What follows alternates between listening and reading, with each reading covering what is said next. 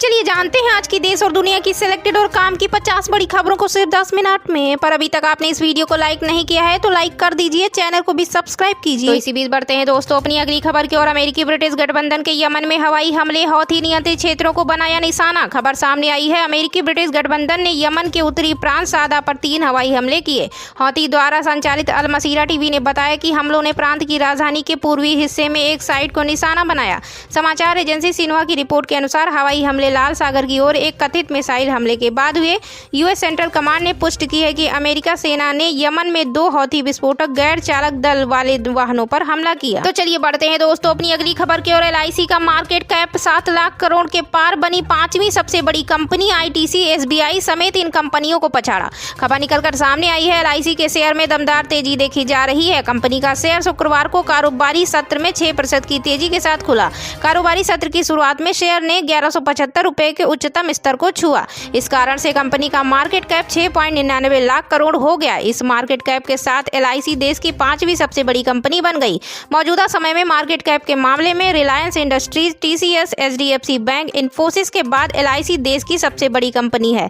Company का market cap SBI और ITC जैसी कंपनियों से भी ज्यादा हो गया है। तो इसी बीच बढ़ते हैं दोस्तों अपनी अगली खबर की ओर। केंद्रीय गृह मंत्री अमित शाह का बड़ा ऐलान, लोकसभा चुनाव 2024 से पहले सीएए लागू होगा। खबर निकलकर सामने आई है, लोकसभा चुनाव 2024 से पहले देश भर में एक बार फिर सिटीजनशिप अमेंडमेंट एक्ट यानी सीएए का मुद्दा गरमाने लगा है। इस मुद्दे पर अलग अलग पार्टियों के नेता बयानबाजी कर रहे हैं।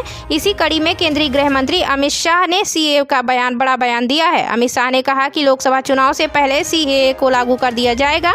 एक समाचार एजेंसी से बातचीत में गृह मंत्री अमित शाह ने कहा कि लोकसभा चुनाव से पहले सीएए को लागू करने के लिए नोटिफिकेशन जारी कर दिया जाएगा और इसे लागू भी कर दिया जाएगा।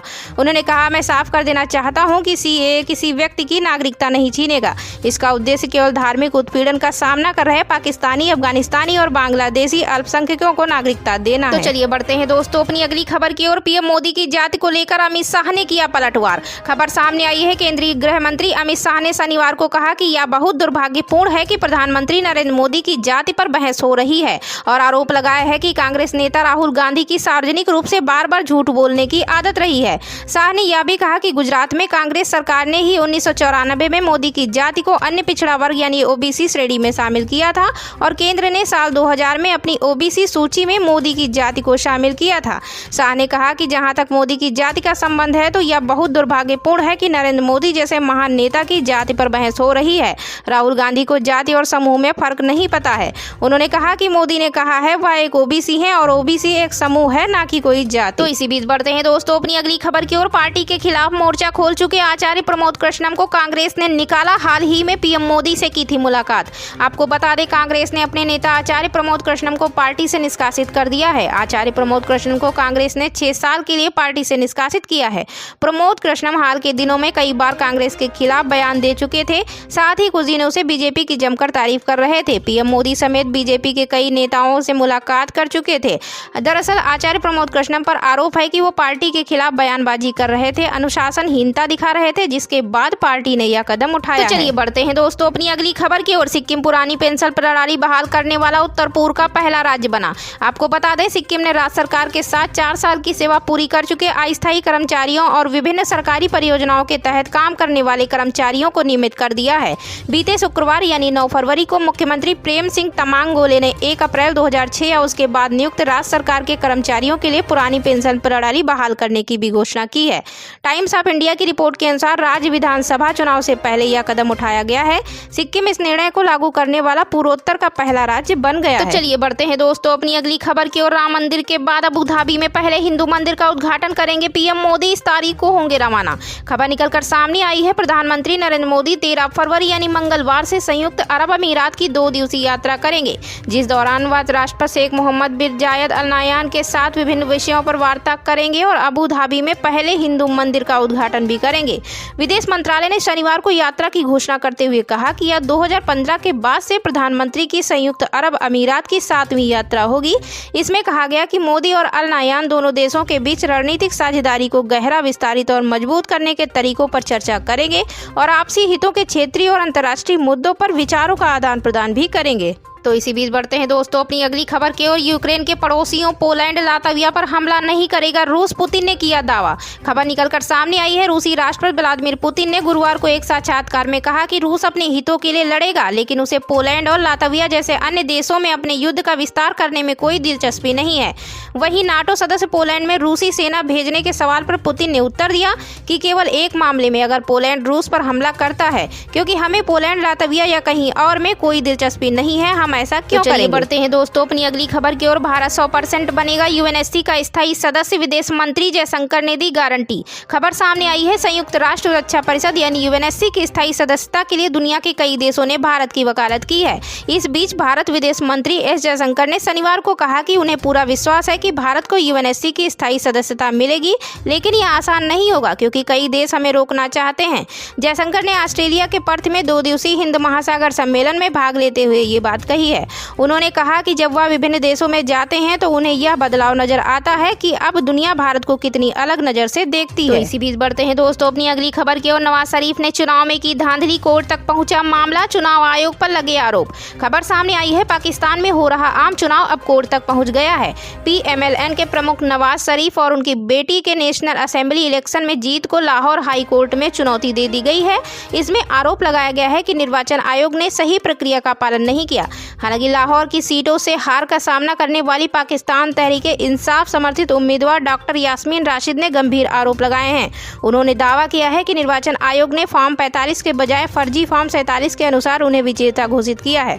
फॉर्म 45 को आमतौर पर गणना का परिणाम फॉर्म कहा जाता है। यह पाकिस्तानी चुनाव प्रक्रिया में महत्वपूर्ण रिकॉर्ड होता है, जिसका उद्देश्य किसी विशेष मतदान केंद्र पर मतदान प्रक्रिया के नतीजों को पारदर्शिता और जवाबदेही को बनाए रखना है। तो चलिए बढ़ते हैं दोस्तों अपनी अगली खबर की ओर। राफा में घुसपैठ मामले में भड़का इजराइल, गाजा पर किया हमला। खबर निकलकर सामने आई है। इजराइल हमास के बीच के विवाद में इजराइल का गुस्सा लगातार गाजा के लिए खतरनाक साबित हो रहा है और इजराइल ने गाजा पट्टी पर जोरदार हमला किया है, क्योंकि लगभग 4 महीने के युद्ध के कारण उजड़े हुए नागरिकों से भरे दक्षिणी शहर राफा में घुसपैठ की आशंका बढ़ गई थी, जिसके बारे में जानकारी देते हुए AFC के एक पत्रकार ने कहा कि जो इजराइल के आक्रमण का केंद्र रहा है, हवाई हमलों और टैंक की आग की बौछार ने खान यूनिस को रात भर और दिन भर हिलाकर रख दिया है। तो चलिए बढ़ते हैं दोस्तों अपनी अगली खबर की ओर। बिहार में एनडीए सरकार का कल होगा फ्लोर टेस्ट, क्या अभी भी खेला है बाकी, ये क्रियाकलाप दे रहे हैं संकेत।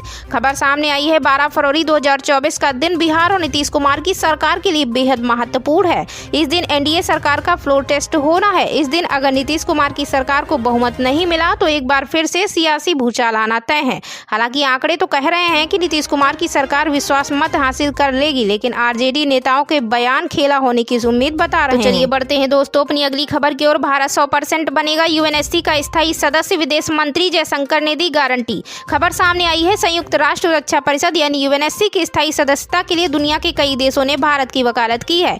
इस बीच भारत विदेश मंत्री एस जयशंकर ने शनिवार को कहा कि उन्हें पूरा विश्वास है कि भारत को यूएनएससी की स्थायी सदस्यता मिलेगी, लेकिन यह आसान नहीं होगा क्योंकि कई देश हमें रोकना चाहते हैं। जयशंकर ने ऑस्ट्रेलिया के पर्थ में 2 दिवसीय हिंद महासागर सम्मेलन में भाग लेते हुए ये बात कही है।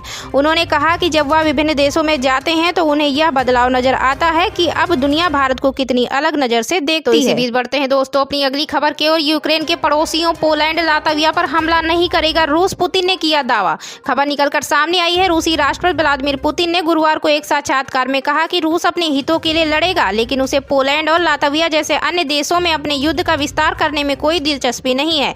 वहीं नाटो सदस्य पोलैंड में रूसी सेना भेजने के सवाल पर पुतिन ने उत्तर दिया कि केवल एक मामले में, अगर पोलैंड रूस पर हमला करता है, क्योंकि हमें पोलैंड लातविया या कहीं और में कोई दिलचस्पी नहीं है, हम ऐसा क्यों करेंगे। तो इसी बीच बढ़ते हैं दोस्तों अपनी अगली खबर की ओर। नवाज शरीफ ने चुनाव में की धांधली, कोर्ट तक पहुंचा मामला, चुनाव आयोग पर लगे आरोप।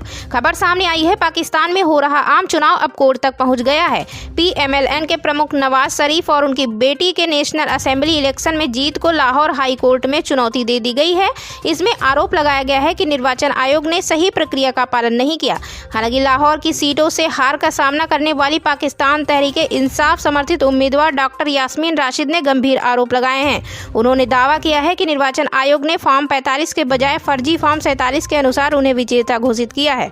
फॉर्म 45 को आमतौर पर गणना का परिणाम फॉर्म कहा जाता है। यह पाकिस्तानी चुनाव प्रक्रिया में महत्वपूर्ण रिकॉर्ड होता है, जिसका उद्देश्य किसी विशेष मतदान केंद्र पर मतदान प्रक्रिया के नतीजों को पारदर्शिता और जवाबदेही को बनाए रखना है। तो चलिए बढ़ते हैं दोस्तों अपनी अगली खबर की ओर। LIC का market cap cap 7 lakh crore के पार बनी 5वीं सबसे बड़ी कंपनी आईटीसी, एसबीआई समेत इन कंपनियों को पछाड़ा। खबर निकलकर सामने आई है, एलआईसी के शेयर में दमदार तेजी देखी जा रही है। कंपनी का शेयर शुक्रवार को कारोबारी सत्र में 6% की तेजी के साथ खुला। कारोबारी सत्र की शुरुआत में शेयर ने 1175 रुपए के उच्चतम स्तर को छुआ। इस कारण से कंपनी का मार्केट कैप 6.99 लाख करोड़ हो गया। इस मार्केट कैप के साथ एलआईसी देश की 5वीं सबसे बड़ी कंपनी बन गई। मौजूदा समय में मार्केट कैप के मामले में